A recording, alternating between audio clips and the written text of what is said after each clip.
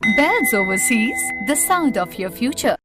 Australia में students को S56 की रिक्वायरमेंट आ रही है। S56 होता है कि जहां स्टूडेंट्स के एडिशनल डॉक्यूमेंट की रिक्वायरमेंट की जा रही है, उसमें आपसे अकोमोडेशन का प्रूफ मांगा जा रहा है। कुछ स्टूडेंट्स को मेल आई है कि क्या आपने अकोमोडेशन बुक की हुई है या आपकी अकोमोडेशन के आगे क्या आपने प्लान किया हुआ है वो हमें बताइए। प्लस उसमें कुछ जेनरिक क्वेश्चंस भी हैं कि जब आपका ये प्रोग्राम इंडिया में अवेलेबल है तो आप ऑस्ट्रेलिया में को करने जा रहे हैं, या आपके फ्यूचर प्रोस्पेक्ट्स क्या हैं वो हमें डिटेल में बताइए। क्योंकि जो एसओपी जाती है वो उन्होंने रिस्ट्रिक्ट किया हुआ है कि 300 वर्ड्स की होनी चाहिए, 300 to 400 से ज़्यादा नहीं होनी चाहिए।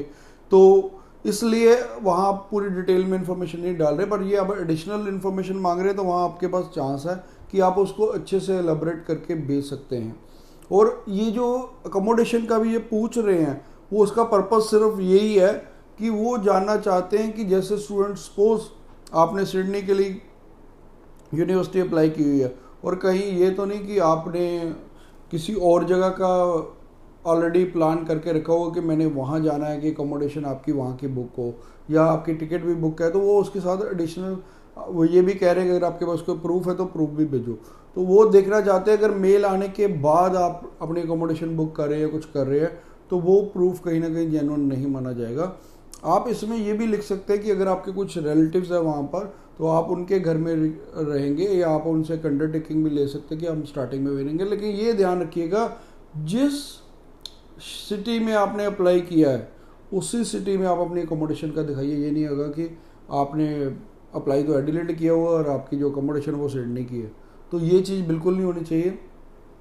ये सिर्फ हाई कमीशन आपको देखना ही चाहता कि आप जेन्युइनली ये स्टडी करने ही आ रहे हैं, और बाकी तो चलो जेनरिक क्वेश्चंस है उसके जवाब तो आप दे ही सकते हैं।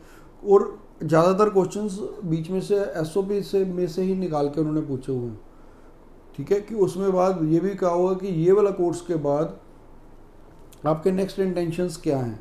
तो ऐसे ही कुछ और जेनरिक क्वेश्चंस है कि आपने ये वाली पर्टिकुलर यूनिवर्सिटी क्यों ऑप्ट की है, ये वाला कोर्स क्यों ऑप्ट किया हुआ है, तो वो क्वेश्चंस हैं जिसका आपको डिटेल में रिप्लाई देना है। और फिर भी ये स्टूडेंट्स को घबराने की ज़रूरत नहीं है कि जिनको S56 की मेल आ रही है वो घबराएं मत, क्योंकि आपको अगर एम्बेसी ने रिफ्यूज़ करना वैसे ही कर सकती थी।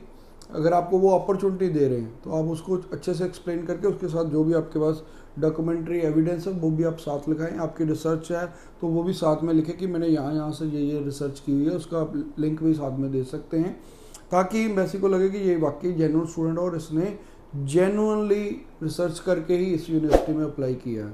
तो इसी तरह की अगर कोई और आपकी क्वेरी है, क्वेश्चन है, तो आप नीचे में कमेंट कर सकते हैं। Thanks for watching. ये हमारे सोशल मीडिया पेजेस है जिसमें आप अगर हमें फॉलो करना चाहते हैं तो इन पे कर लीजिए। इसमें मैं ऐसे ही छोटे छोटे डिटेल्स और इन्फॉर्मेटिव वीडियो देता हूँ जिसमें मेरा प्रमोशनल कंटेंट नहीं रहता, सिर्फ इन्फॉर्मेटिव कंटेंट है। तो आप इसको फॉलो करके आप वेल इन्फॉर्म्ड रहेंगे और जो भी कोई नई अपडेट आती है इमिग्रेशन से रिलेटेड तो हम आप तक जेन्युइन और ऑथेंटिक इन्फॉर्मेशन हमेशा पहुँचाते रहेंगे।